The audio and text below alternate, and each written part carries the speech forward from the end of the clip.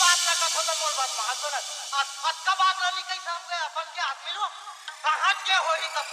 मोरे सना ना ना ना ना राकेश रागी भैया सावन के महीना रहे रागी अब वो सावन के महीना में पानी सीटी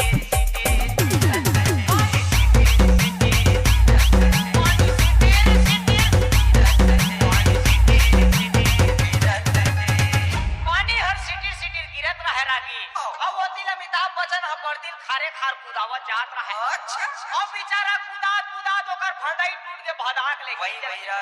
अब भदाक ले गिरत है यदि सावन के महीना में डीजे राकेश एनजीआर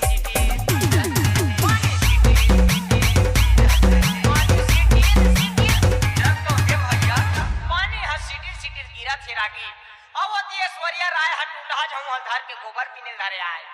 अब ये डहान ले रवीना टंडन घालो सुपल धर के पहुंच गए दोनों जन गोबर बरछा करा क्या अब ये तिबर दिल कुदा दे बेचारा अमिताभ बच्चन हा बछरू हा बिधक जथे अब बोला अपन टूरल कथे यार अभिषेक अरे वो बछरू छेक रे बेटा बछरू ल छेक अब वो सावन के महीना में पानी सीटी